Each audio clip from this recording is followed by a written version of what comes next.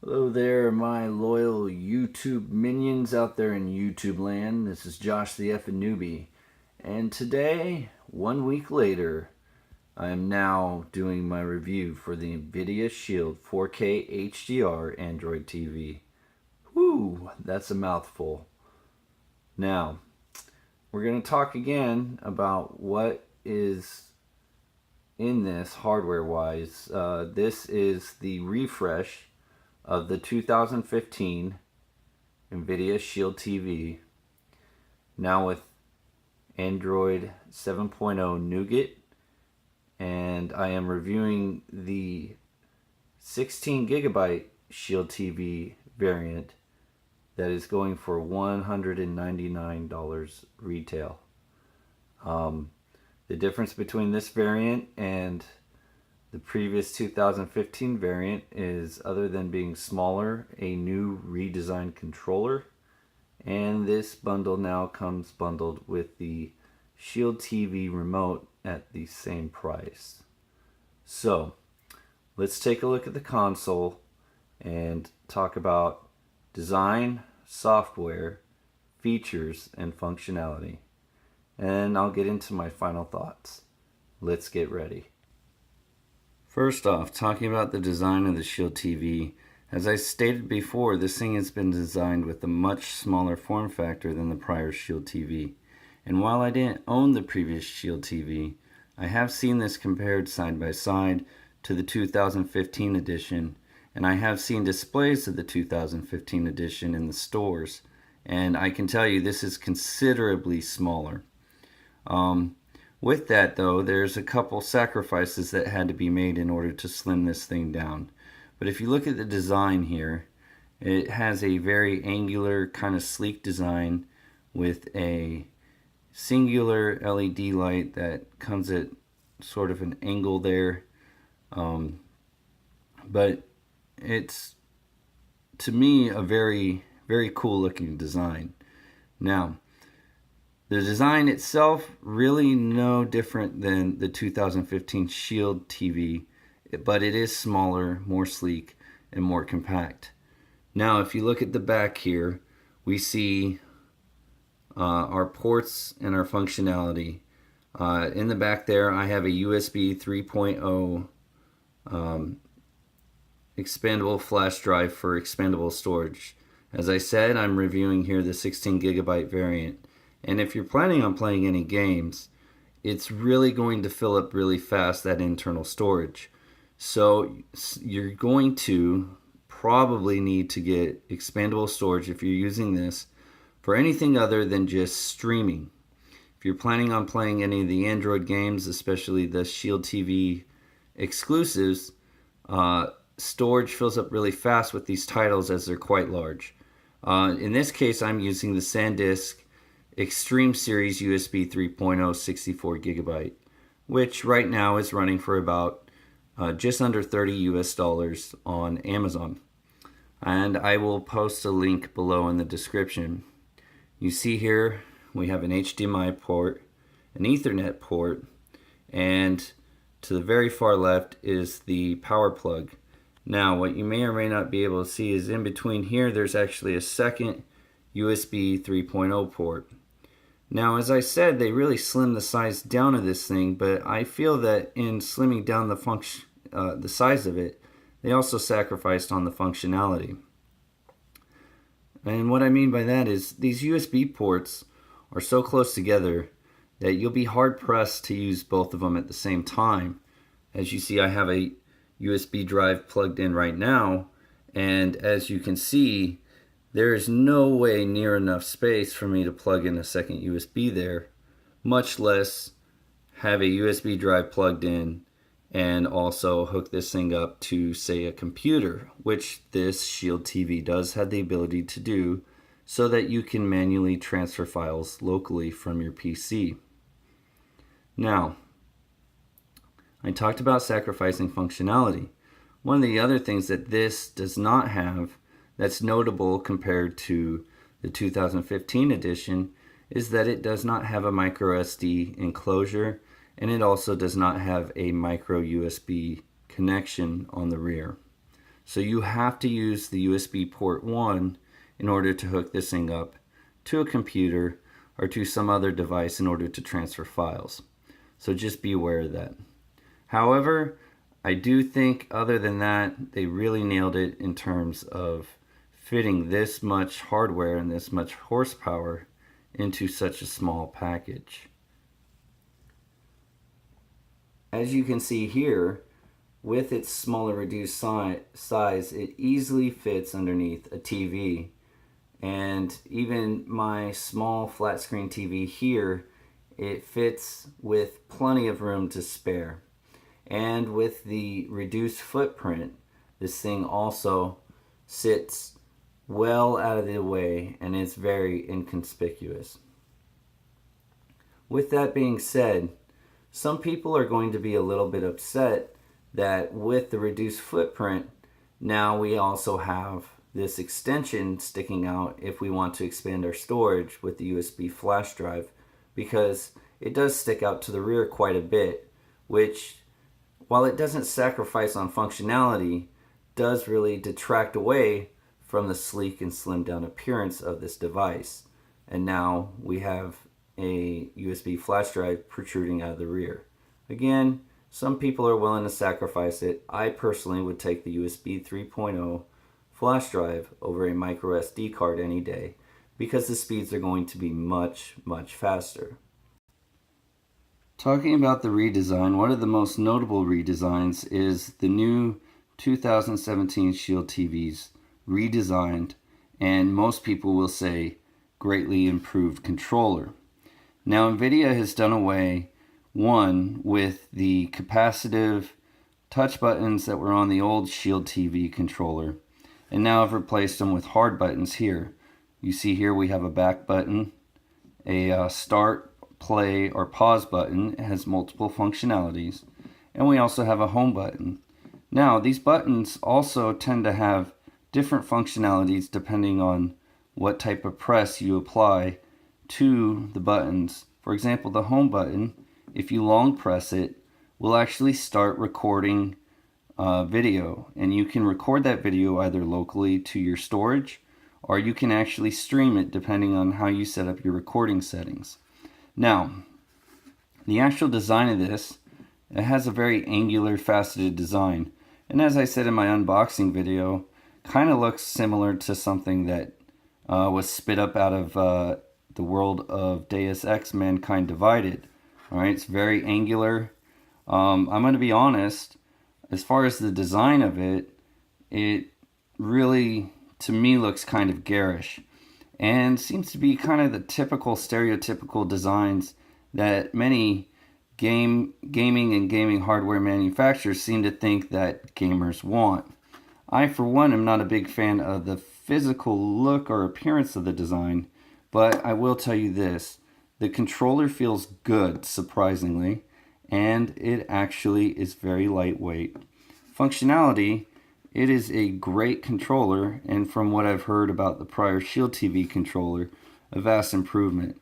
I have no basis of comparison because I always use third-party controllers for my Shield K1 tablet, but I will say this: even though it may look very ugly, it's very functional.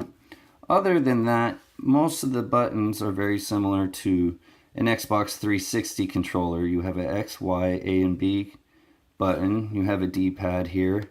The D-pad actually feels pretty good, and it's actually, to me, better than Xbox 360 or Xbox One controller. You have dual analog sticks here, which are great for first-person shooters or other games that are going to require it. And the Shield TV does have quite a fair share of its first-person shooters.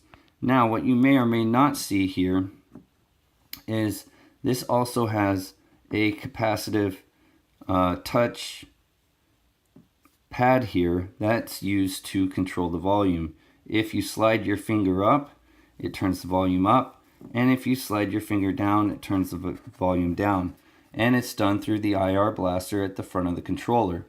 This is kind of hit or miss, and it doesn't always work. Sometimes it'll work really well, and sometimes it doesn't respond to your touches at all. We also have a home button that serves a couple different functions. If you short press it, it now uses the built-in microphone that's in the controller to allow you to do a Google voice search, which I'll display and demonstrate later on in the video on screen. And it also, if you long press, allows you to reorganize your apps and videos and all the things that you have set in your preferences.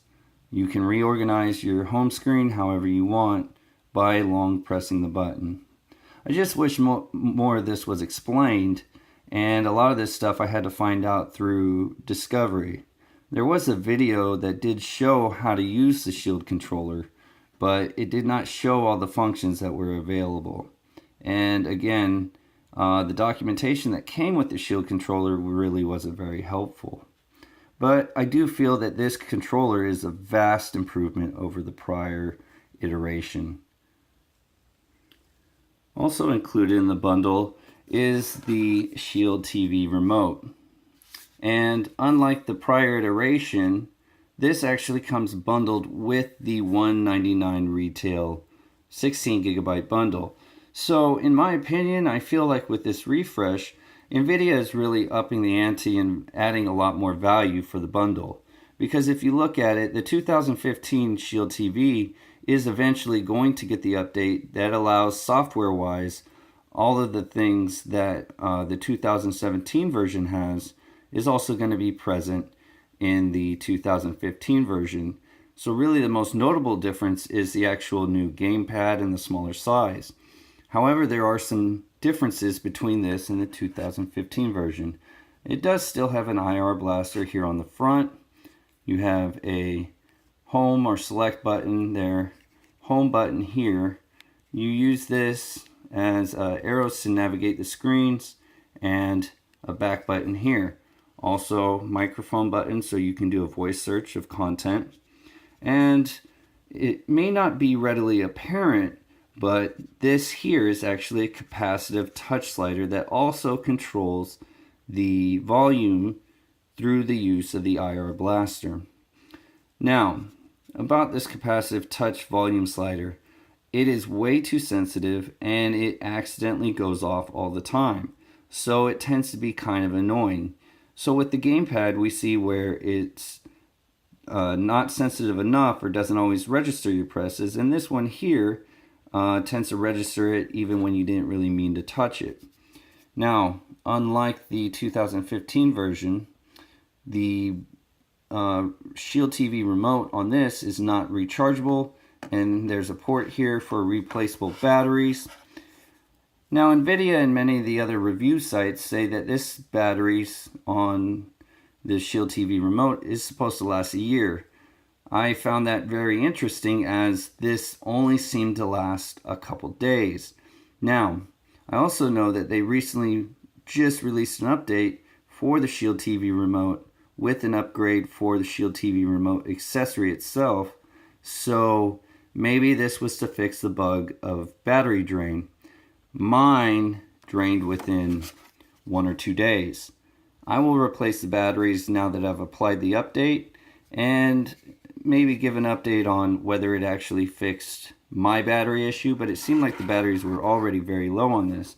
Another notable missing item that was on the 2015 version is that there's no longer a headphone jack on the actual Shield TV remote. However, it's made up by the fact that now the gamepad does have a headphone jack right there at the bottom that you can plug in for silent gaming and movie viewing, so you don't disturb your partner.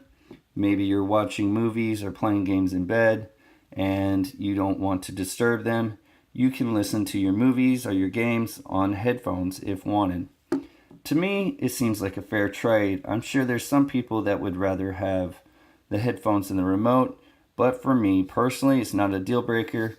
And I'm going to be honest, even if my batteries hadn't died, there's a lot more functionality using the gamepad, and it's less likely that I'm going to lose it, so I tend to use the gamepad more than the remote. But I do feel like good features were added into both of these apparatuses. Now we're going to move on to software. So moving on to the software and some of the features provided on the software here. First off, just a note again that this is running Android 7.0, which is also known as Android Nougat, and it has a skin version of it. So you may not be able to tell the difference between this and the Marshmallow version of the OS that was on the prior version of the Shield TV. However, with the Android 7.0, we will also be getting Google Assistant. But I was not able to test that as that Google Assistant update is not going to be fully live for at least another 1 or 2 months. However, once it does go live and I get a chance to test it out, I will make sure to update how it is working. But you do still have voice search, so you can search different apps. But looking at the layout here, it has a recommendations app, and these are things that you may or may not have watched, or things that they think that you might want to watch based off of things that you have watched prior. And it'll be across all of your applications, um, Google Play Movies, GeForce Now, YouTube, Vudu. Here you have your apps laid out. And if you want to organize or reorganize your apps, all you have to do is long press the Nvidia home button, and it'll actually allow you to reorganize your apps based on what you actually use more. So you can reorganize your apps however you want. If it's an app that's actually able to be uninstalled, it'll actually give you the option to uninstall it down here if you want, or you can change your mind, and then when you're done, you just click done. If you want to see your recent apps, all you have to do is double press the home or out button, and it'll show you your recent apps by which order you opened them. As you see here, we also have Amazon Video, which is impressive for a non-Fire device. However, what I noticed is the Amazon Video, it works and it works well, but it seems like when I do a voice search, it doesn't always work as far as finding content that's in Amazon Video. They'll show me video that's in other apps or things that are in other apps, but it won't show up the stuff in Amazon Video. If you long press the home button, you can also record, and as you can see, I'm recording right now. You can record with microphone off. You can turn instant replay on, which if you've used the GeForce Experience app to record video, what this does is record the last 5 minutes of any gameplay, and then if you choose to, you can save it and it'll just automatically save the last 5 minutes of any gameplay, which is really good. If you're not sure you want to manually record, but you just did something really cool in a game and you're like, oh crap, I wish I'd recorded that. If you have instant replay on, you can do that after the fact. However, keep in mind that it is actually caching the video, and while it's not actually recording it until you tell it to, it does cache the video.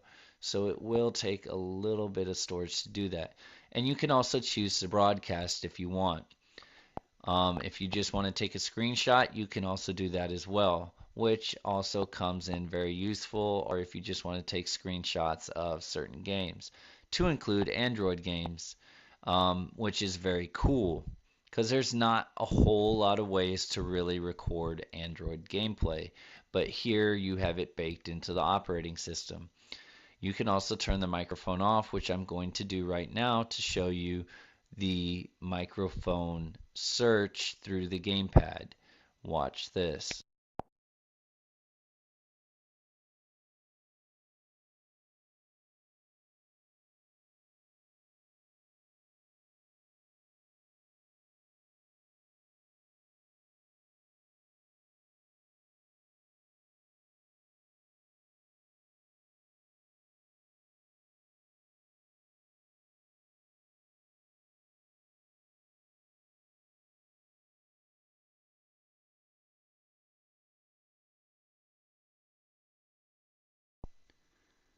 As you can see here, it does show me all the results for Daddy's Home.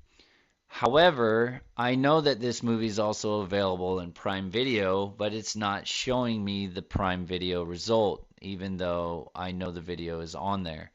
It shows me Vudu, Google Play, and if it's a paid app or a paid movie, it shows me how much. And it also shows me that it's also available on Netflix. So if I wanted to watch it there, I could. It's just disappointing that it doesn't show me things that might be in Amazon's content, which means now I have to go digging for it manually. Also shows me what looks to be IMDb type of results, so I can look up all the actors and actresses that are in the movie, and also shows me other Will Ferrell movies, which if you're thinking, oh, wait, I've seen this guy in other movies, but you can't remember what movie it was, you might be able to find the movie you're looking for here, which is kind of cool. Again, we don't have the full search capabilities of Google Assistant, so it's going to be interesting to see how much that opens things up. But it is cool that if I'm looking for a certain video, I can search across most of all my apps and be able to find it. Now, here we are, and we're going to talk about the games. Because let's face it, that's what you came here for, right? And I'll tell you, Nvidia wasn't lying when they say that this is a streamer for gamers. This thing has a lot of games that you can play either natively through the Android games, and some of these are exclusive to the Shield TV or the Shield K1 tablet, such as Borderlands 2, Contrast 3, Doom 3 BFG Edition, Talos Principle, and The Witness, just to name a few of the uh, console exclusives for this. You also have games that you can play through GeForce Now, which is NVIDIA's streaming service. And even then, many of the games that are featured here on the Shield TV, even if they're not exclusive, they are optimized for NVIDIA hardware, so you get additional lighting and bloom and other graphics detail effects that may not be available on other devices. And if you want to find your games, you can find them here in NVIDIA games. Now, this here shows all your games here and the play now, and you can pick whatever games you want to play, or you can search it through GeForce Now, and it shows here because I have the GeForce Now subscription, which for the Shield TV is 1 month a free trial, and after that you'll pay $7.99 a month. The best way to describe GeForce Now is, long story short, it's like Netflix for video games. It is a streaming service. So your mileage may vary on how well your gameplay will be based off your Wi-Fi speeds, latency, how strong Wi-Fi routers you have, or if you're using Ethernet LAN cables. I personally have set up a Wi-Fi router with a range extender and a Ethernet LAN cable setup, which is kind of the optimal setup as I'm playing upstairs. So just keep in mind, if you don't have the fastest internet, you may have a compromised experience. The good thing is NVIDIA and the Shield TV will warn you after it tests the network if it's not going to be an optimal experience. But you see here, you have quite a bit of games included. Most of them are older titles, but there's a lot of good games. So if you're asking me if it's worth getting this service, well, I guess the answer depends on how many of these games included do you already own.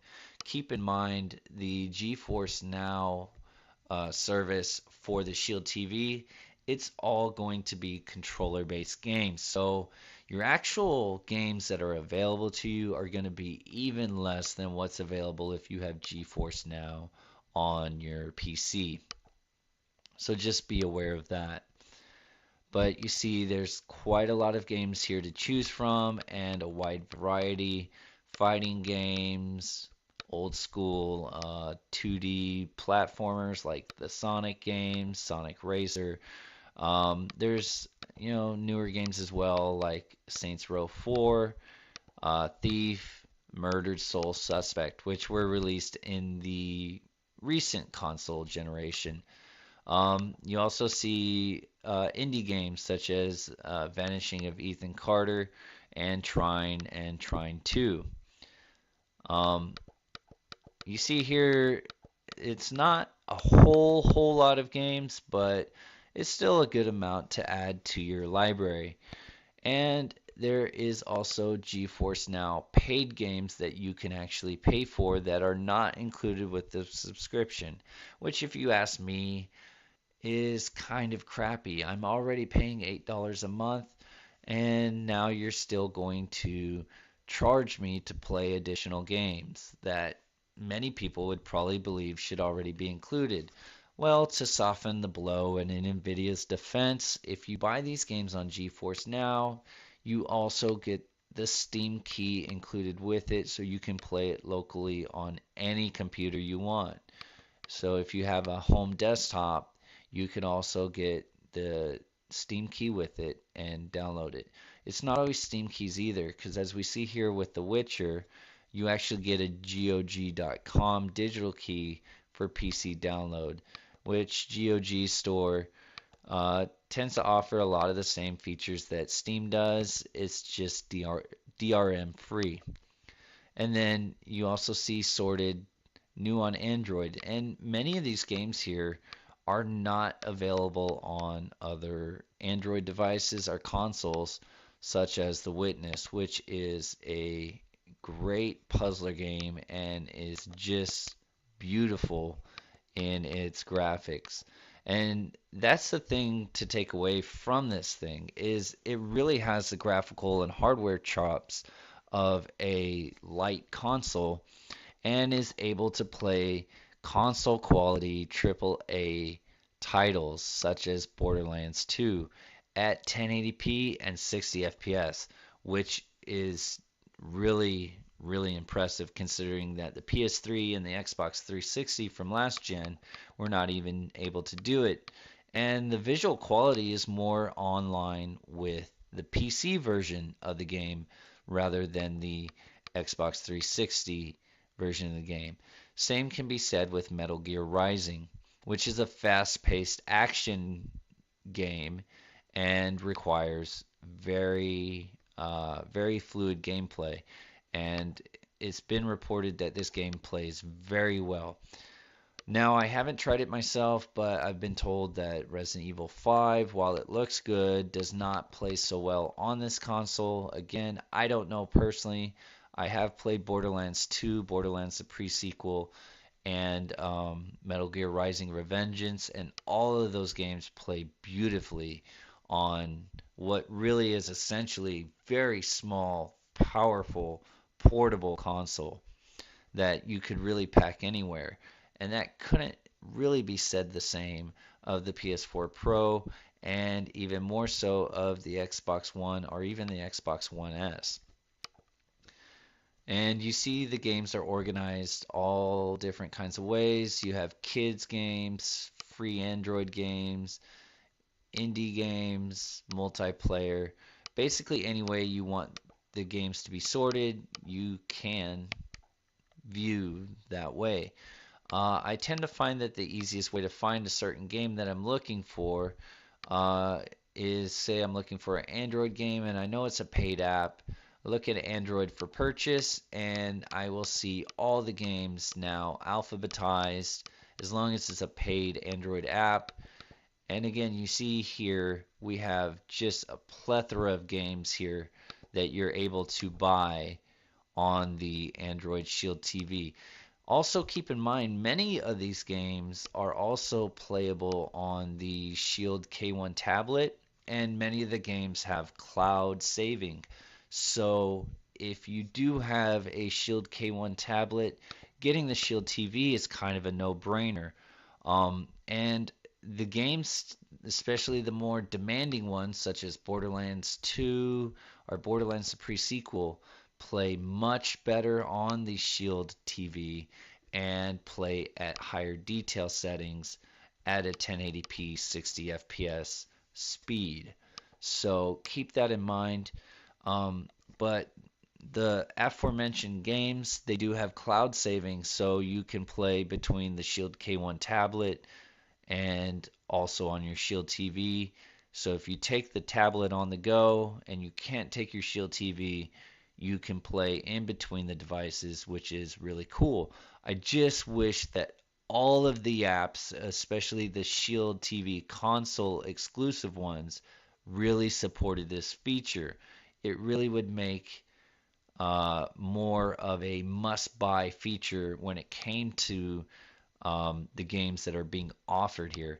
But as you can see, there's something for everyone here. We have pool games, Japanese RPGs, third-person and first-person shooters, side-scroller platformers, action games, snowboarding and skateboarding games, strategy games. I mean, it just goes on and on. And it goes to show these aren't even all Shield TV or Shield K1 exclusives, although many of them are, such as, again, The Witness and Titan Souls. However, it just really shows just how much richer the Android TV ecosystem is getting. If you want to look at your GeForce Now games, this is the store. So if you're looking for paid games, you'd find them here. And if you're looking at your subscription games that are already included with your subscription, they're there. Free games, we have a handful of free games here. And some of them are actually really quite good and have very good graphics, such as Dead Trigger 2, while it's an older game, still has very good graphics. And there's some here that aren't shown, but I know support controller. The good news about it is even if it's not shown in the store or in the Nvidia games, or if you tried to search it through Google Play Store, it doesn't really matter because you can sideload apps on the Shield TV. You would just go into settings, go into your developer options, and allow unknown sources. All right, but there's ways that you can sideload games, and there's multiple ways that you can do that, whether it's over FTP or actually transferring locally. One of the other things I want to talk about here is, as I said, it does have the ability to use adaptable storage due to the fact that this has Android Nougat. But one of the things I want to make a caveat with that is that you want to make sure you have good quality storage. With that being said, this one I'm using here is the SanDisk Extreme USB 3.0 64 gigabyte flash drive, and it works very well.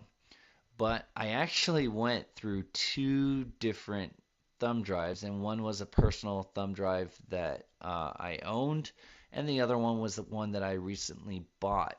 And I was luckily able to, because the drive went defective, to return the one that I recently bought solely for use on the Shield TV. And if it's not a good quality flash drive, the Shield TV will actually warn you. And even though it was a USB 3.0 drive installed, it was a PNY drive that was rated for 185 megabytes per second. It wasn't getting that much real world speeds. And the Shield TV will actually do a quick self-check and self-test. Now, keep in mind, if it gives you the warning, I would not recommend using that USB drive as adaptable storage, and you'd probably be better off using as removable storage, which I have the option here. Now, while you can eject the SanDisk USB drive when it's under adaptable storage, you cannot use it on anything else. So bear that in mind. Once it's formatted for this, until you format it back as removable storage, you won't be able to use it on anything else, no other computers and no other devices. The internal shared storage is really quite small. It says 16 gigs, but as you know, rated size and actual size is always smaller, and then you have to factor in the size of the OS. What you have left on the internal shared storage after the OS and the reduce in real world size compared to rated size is actually 11 gigabytes, which fills up really quick if you're installing these Android games, especially the Shield TV exclusives, which get pretty beefy. Metal Gear Rising: Revengeance, for example, is at least 6 gigabytes. And as you see here with my Borderlands 2, 3.94 gigabytes. So it's nothing to sneeze at. Um, Really, it's encouraged if you're going to be using this thing for anything other than streaming and you're going to be installing these games locally to get a good quality adaptable storage. Just make sure that it has fast read speeds, fast write speeds, and that the real world speeds are almost as fast as what it says it's rated. Other than that, this thing is actually a really awesome little machine. And it is great if you're a gamer. And if you own a Shield K1 tablet, it's really a no-brainer. I'm also going to show here next, along with some of the features and the software, actually some of the games and just what some of the games look like on the Shield TV coming up next.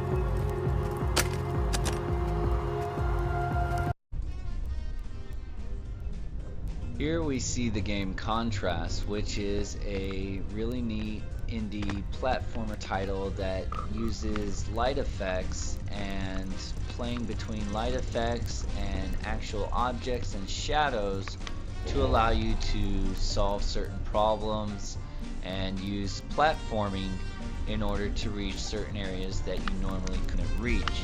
It's a very neat title that makes good use of light and shadow and also lighting effects in order to kind of tell a story and actually use elements in the gameplay.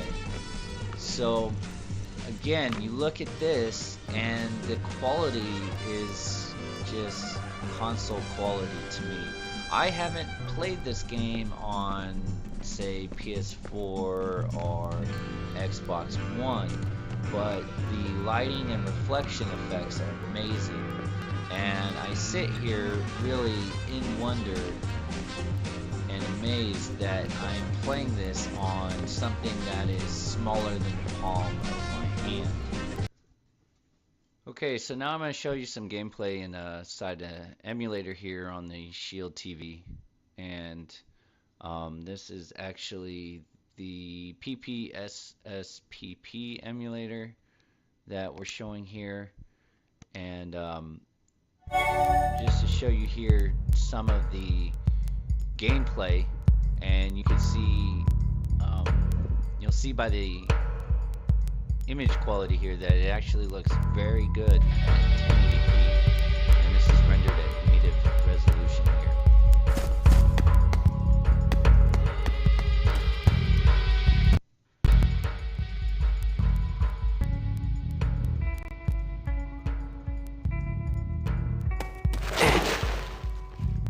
B unit will set off an explosion. That's our cue. The diversion will allow us to infiltrate. Right. I'll set the bomb inside the fortress. You'll charge the front gate and... Uh-huh. And? Indulge yourself. You got it. That's what I do best. Come on, B unit.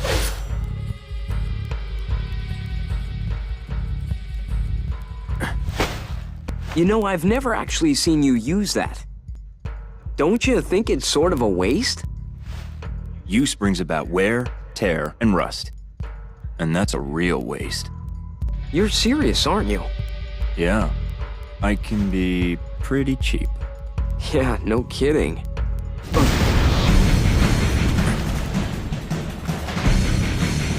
Begin mission.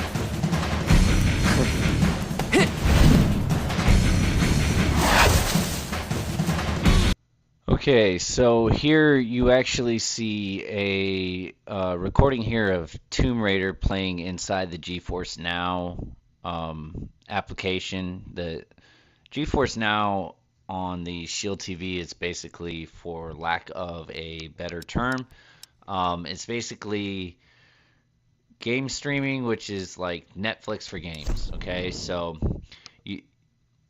you don't, for the most part, actually own the games. It's a streaming subscription service. You get a free trial for 30 days, and it's $7.99 a month after that. And there's a bunch of games that are included with that subscription. And then if you want to purchase some games, you can also purchase games. And with that, you get a Steam key or a GOG key, depending on where the game or service is coming from, and then you can either stream it or you can use the key and download it onto your local computer. Anyways, just a caveat about this: you need to have really strong Wi-Fi connection or a good Ethernet connection in order for this to really properly work. And also, if you don't have a really strong Wi-Fi connection, what it's going to do is it'll still work and your mileage may vary, but what it's going to do is actually going to throttle down the resolution. So when I tried to do this on Wi-Fi earlier, it throttled me down to 720p, and then it had tweaked its own resolution settings here. But as you see here, right now I'm on an Ethernet connection that's actually hooked up to a Wi-Fi router extender. So you see here I actually have pretty good streaming quality here. You look at my graphics settings, I'm at 1080p, and then it says custom, but overall the settings are pretty high. But I'm going to go ahead and show you a brief demonstration of the actual service, and I'll stop talking here, but go ahead and watch the actual in-game play for a little bit. And you can see here when you're hooked up to an Ethernet connection, it actually looks pretty dang good. But if you're not, you're going to get some packet loss warnings and things like that. You'll see stutters and lags. So again, your mileage may vary, and you really do need a good, strong Wi-Fi connection.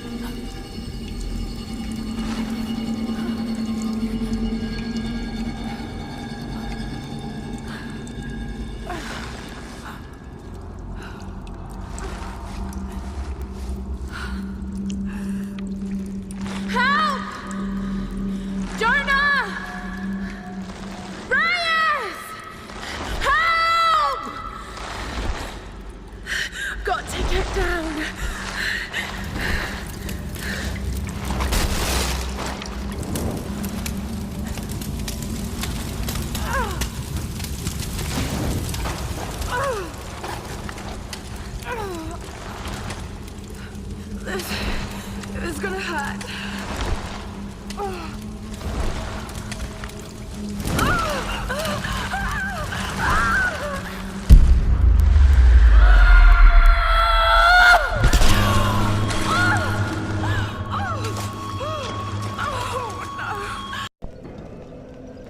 And finally here we see a showcase of the Gamestream feature, which you're able to utilize if you have a GTX PC or laptop. And in this case, we are actually doing a game stream with Dark Souls 3. And here I have on my PC, which is running a GTX 1060, and this is actually the laptop variant. All the settings are maxed out. This is streaming at 1080p, 60 FPS, and in case you can't tell by the little Steam indicator for the FPS up there, that this is actually running at 1080p 60 FPS, which really is very impressive. And I'm going to be honest, I'm running on my laptop Wi-Fi here, so even with laptop Wi-Fi and LAN cables and all of that, this is actually a very smooth gameplay experience. And I'm seeing occasional dips here down to 57 FPS or so, but overall this is really not a bad gameplay experience, and I'm actually pleasantly impressed. But again, keep in mind, if you don't always have reliable or stable Wi-Fi connection, your mileage may vary.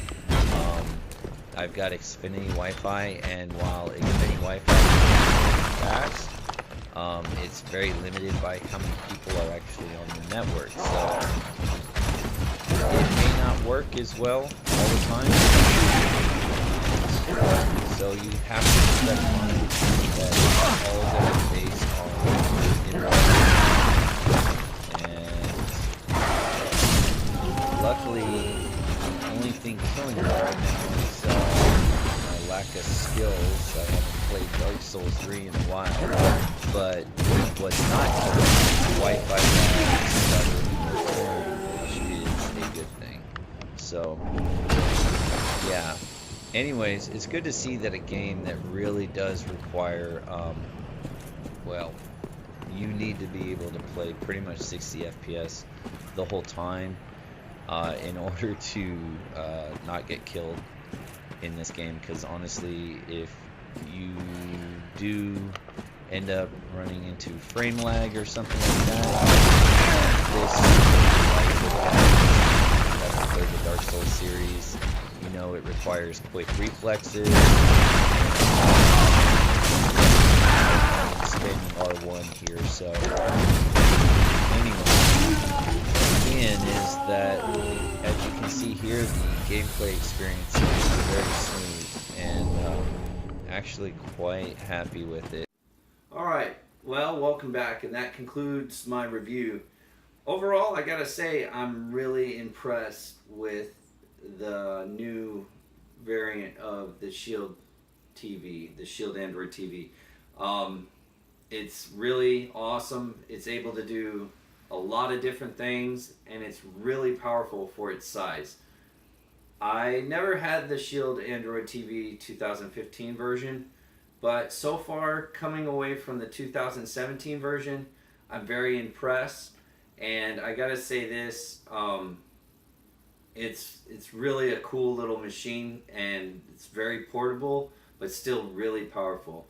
With a lot of exclusive games that are only on this platform, such as games like Contrast and Borderlands 2 and Trine 2, and a lot of other games, such as even new games like The Witness, which just recently came out on PC only a few months ago.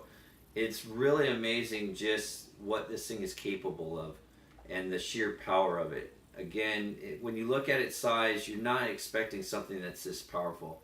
Also with the ability to play emulators, to include even some games on Dolphin emulators, PSP emulators.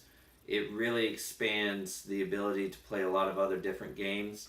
And I gotta say, the Android TV ecosystem has also become a lot more diverse and has a lot more content and a lot more apps.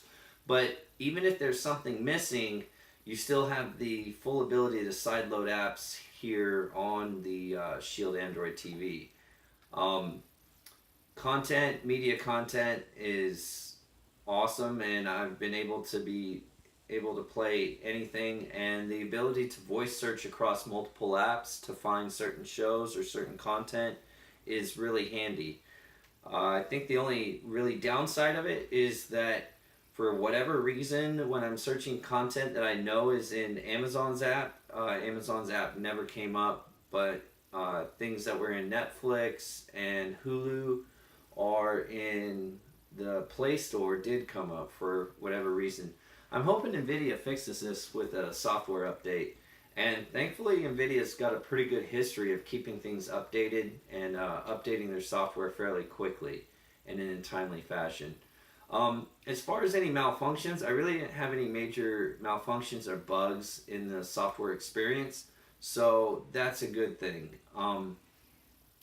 Now, with the streaming capabilities, when they work, they're awesome. They work, when they do work, it's a neat feature to be able to stream games off my Nvidia GTX laptop, or to be able to stream games off the GeForce Now service is definitely an added value in the gaming capabilities. And also the ability to record any gameplay, whether it's native Android gaming or even if I'm streaming something off another computer or desktop, I'm actually able to stream things to my Shield TV, which is helpful if you are on a computer or system that maybe is limited in how many hard drives you have on the system and you need another device to stream it onto. It's definitely a handy feature. Unfortunately, I didn't get the chance to test Google Assistant because it wasn't fully enabled on the actual consumer sets. I keep hearing all these reviews talking about how great Google Assistant is, and they keep talking about it like it's already out. But as far as the actual consumer experience of having the Shield TV, I've had it for over a week and a half, almost 2 weeks now, and still no Google Assistant update. I really feel that this is a big failure on Nvidia's part because they talked about it like it was going to be available at launch, and that's simply not the case. We're 2 weeks in after launch and still no Google Assistant, which was one of the big separating factors of this set-top box compared to other Android TV set-top boxes besides hardware itself. So I feel like Nvidia kind of dropped the ball on that. Some other caveats about this set-top box and the Shield TV. Adoptable storage. While it's a neat feature, with the lack of a micro SD card, you now need to have really fast adoptable storage in order to be able to expand your storage. Like I said, I managed to get a good adoptable storage thumb drive with the SanDisk Extreme series, 64 gigabyte, and I was able to get that for under $30 on Amazon. But just a note, I went through a couple different flash drives and they didn't play nice with the Shield TV, even though one of them was rated to have read speeds of at least 108 megabytes per second. So just make sure if you're going to use a drive as adoptable storage that you get something really fast and really reliable. All right. Keep in mind, all your data is going to be on here, and once that thing gets used as adoptable storage, it's going to be encrypted and secured for your device alone, and you won't be able to use it if it malfunctions. So just be aware of that. I went through 2 flash drives before I found one that really worked. All right, so that's something to be aware of. Another caveat is if you don't have an extra HDMI cable laying around, you're going to need to pick one up. To me, this is not personally a deal breaker. I have tons of HDMI cables hanging around. I have lots of HDMI cables available. And honestly, if you need one, you can pick up a really good one, a really good quality one that's even able to properly stream 4K content for as low as $6 on Amazon. $12 to me is not a deal breaker. And like I said, I had plenty of HDMI cables laying around. To me, the bundle and the added value of having the voice controlled remote, the new Shield TV remote, seemed like more of an added value instead of having to shell out an extra $50 like you had to with the old version. However, just a note, they keep advertising that these Shield TV remotes are good for a year, or the batteries will last for about a year. Again, for me, that simply wasn't the experience. My Shield TV remote started out at about 2/3 of its battery life, or first time I noticed it, it was at about 2/3 of the battery life, and it was dead in 2 or 3 days. I don't know if I got a bad remote or if I had some sort of bug. I do know Nvidia has recently pushed out an update for the Shield TV remote, so maybe my device was affected and it was affecting my battery life. Either way, now instead of being able to charge it, because now they put in removable batteries, I have to go buy new batteries for it. So, kind of a bummer. Again, I've been using this gamepad more often than the remote. And the remote, the volume control on it is really touchy. So, to me, the gamepad is more the preferred control. Not to mention you have more functionality with the gamepad. Some people are a little bit upset that this gamepad is what has the headset jack on it, or the earplug jack. To me, again, not a deal breaker because I typically use the gamepad, so if I'm going to be using headphones or any sorts of earplugs, I'm most likely going to have the gamepad. For me, not a deal breaker, but something to be aware of. So the takeaways is, it's good, it's portable, very powerful, and very versatile. Media content gaming is kind of an all-in-one set-top piece. Now, downsides, batteries, when they die, you got to go buy extra ones instead of just hooking it up to a charger, and headphones on the gamepad instead of a little handy remote. And the capacitive volume controls on the remote are really sensitive. Also, adaptable storage, you need to make sure you have really good adaptable storage. And if you don't have an extra HDMI plug, you need to go pick one up. The gamepad, I gotta say, this thing is really comfortable. It looks ugly as sin, and I don't know who designed it. As far as the way it looks, it's typical gamer design, okay? And me personally, I'm kind of tired of these really tacky designs that gaming companies think that we as gamers want, when I want something that's just functional and feels good. Now, I said feels good. The good thing about this controller is it does feel great.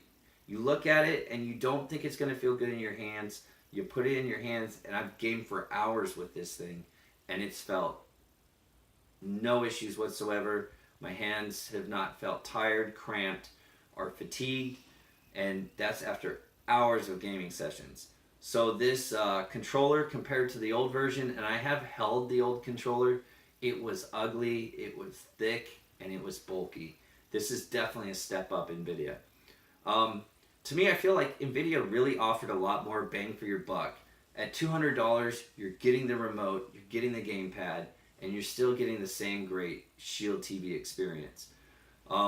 Take it for what it's worth, but if you have the 2015 edition, all I'd recommend is getting the new gamepad, because you're going to get all the software upgrades to include 4K and HDR support, and also to include a lot of the additional features such as improved game streaming and Google Assistant when it actually comes out. Nvidia, get it to us already, alright? I want to be able to order a pizza from this thing or something. But Google Assistant is really a cool feature. I have it on my Pixel phone. I'd love to have it on my Android TV. Anyways, that's all I've got. I've got to get back. Borderlands 2 is calling my name. Peace out. Happy gaming.